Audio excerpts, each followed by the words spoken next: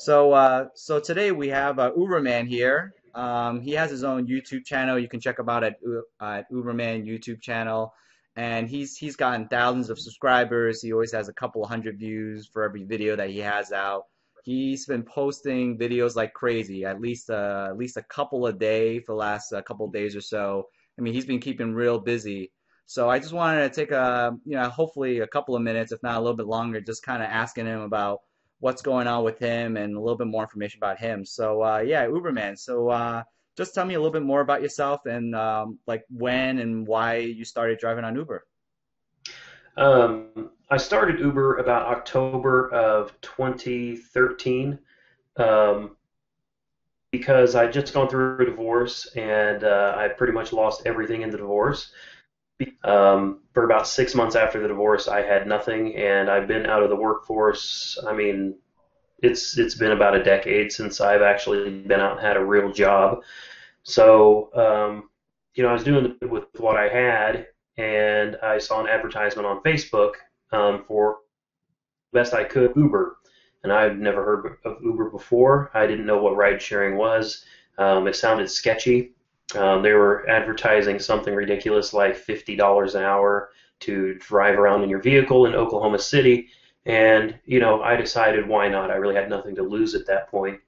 So I signed up with Uber, and I mean, they pushed it through pretty quick. And before you knew it, I went into their office, picked up a phone, and they sent me out onto the street with no training, no warning, nothing. They just gave me an iPhone and said, "Here you go," and sent me on my way. And I've been doing it ever since.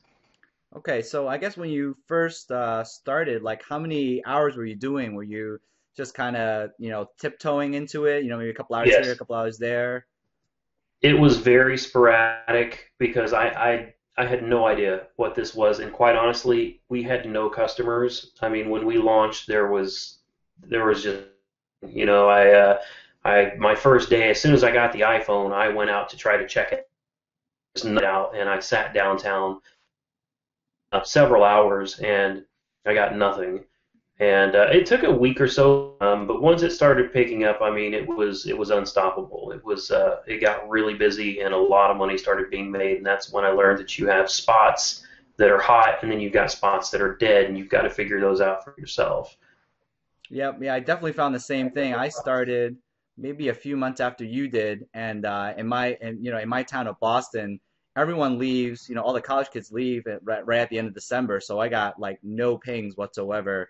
Really until January. But that was great for me because I was just starting, and luckily I didn't really need the money as much. So I just took a couple of rides, and it was nice and easy. But then when the flood came through, and I'm sure you know exactly what Right. I'm talking about, it just was nonstop. So you really got to be on top of your game. Yes.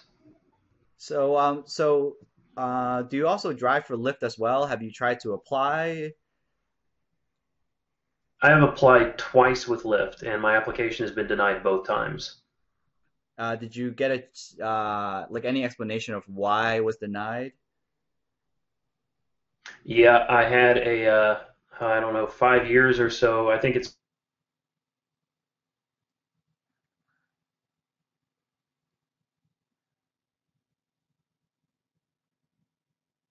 five, pushing 6 years. I had for God knows how long. And somebody got a hold of an old checkbook, wrote a check for a car, apparently an old beat up pickup truck, and I ended up with a felony warrant for my arrest over a check that someone else wrote to like a sheriff's son of all people to write a bad check to.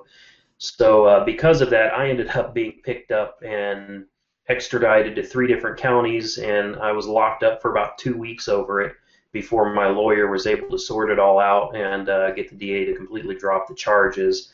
I did have to pay for the check, regardless of whether I wrote it or not. I paid for it, but the charges were dismissed, and to my knowledge, there was no record of it anywhere on my criminal record. But Lyft found that I was charged, and because of that, they said they denied my application.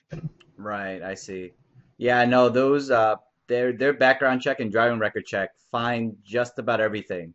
So they've even Yeah, found a lot of, well, Lyft drivers now, they had, past speeding tickets and stuff, but they were able to dig out speeding tickets that were that were dismissed, which is nuts.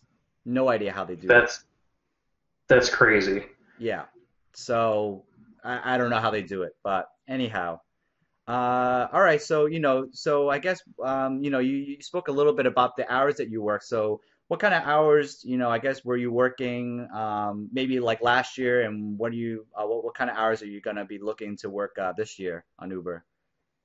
Well, last year it was kind of here and there. For the most part, it was a few hours on Friday, a few hours on Saturday.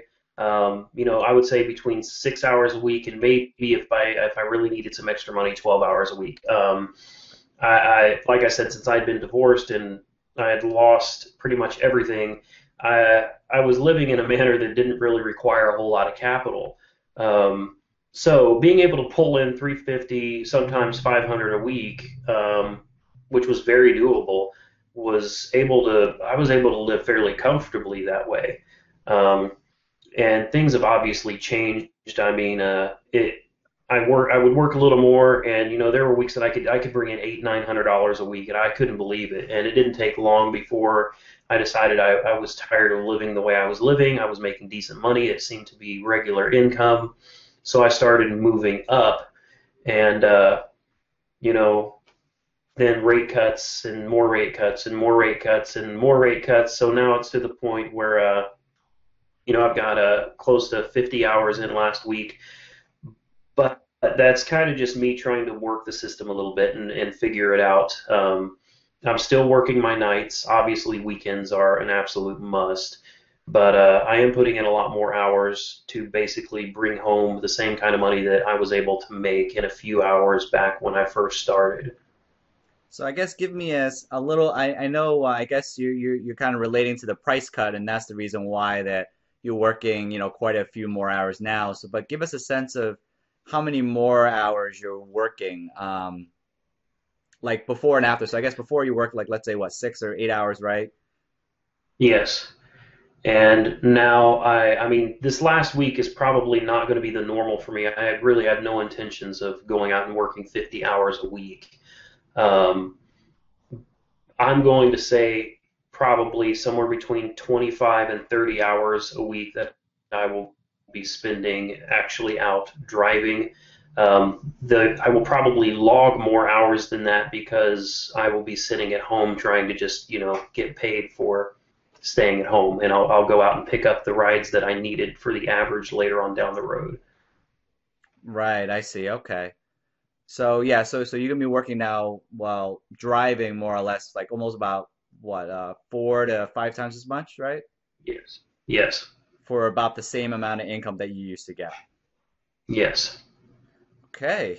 And then you have about 20, I think it's a 2,500 people subscribing to your YouTube channel, which is a little nuts, but I mean, I was watching one of your videos and you're really engaging, to be honest. And Thank you. you just, you cut to the chase, no bullshit. You just talk, exactly what people want to hear, which is all the good information that you're telling me and providing to all your followers and stuff. So I guess when did you decide to start your YouTube channel? I actually had this YouTube channel. I've had it for I think when I looked at my analytics the other day, it goes back to 2001. Although I really don't know what I was doing with it in 2001. The videos when I started a business, and I was selling cars and doing a bunch of other things. I was making quite a bit of money, and I bought a Corvette, and I had about 4 or 5 cars in my driveway at all times. And I started taking my kids to their local high school and letting them drive these fancy cars around the parking lot. And I started posting videos to YouTube, and children driving decent cars, I guess, underage, got a lot of attention. Um, and that's really when the YouTube channel took off. And then after the divorce and everything, the channel died back down, subscribers dropped off, and once I started doing Uber, I thought maybe there's other people out there that don't know what Uber is. Maybe there's new drivers that are trying to figure out how to do this, and maybe I could just throw some videos out there to help people if they just happen to come across them. And it's just grown exponentially since then. Oh, great. Yeah. So I mean, you're posting like almost like every day. I mean, do you see yourself slowing down anytime soon, or? Not anytime soon. No, I think what's going to happen is as soon as everybody is finally understanding how this works, how the new system works, everybody's comfortable with it. Well, maybe not comfortable with it, but as soon as everybody accepts it, understands it, and the traffic starts dying down, Uber is probably going to mix things up again, and I'll be out here trying to figure out how to work on their new system. So I don't think it's going to slow down anytime soon. Oh, okay. Wow, it's really going to keep you busy then, isn't it? I spend at least 4 hours, probably closer to six, dedicated just to making videos, answering tons of questions and emails, and people are friending me on Facebook and getting my phone number. I had a number already because just the way it is, I guess. Wow, that sounds really really exciting. So yeah, I'm hoping to definitely get some more of your content on, and I really hope that I'll be speaking with you again on this. So take care and good luck with everything. I really hope that you really just get as much money as you can from Uber as humanly possible. All right. That's the goal. Thank you. I appreciate it. One sec.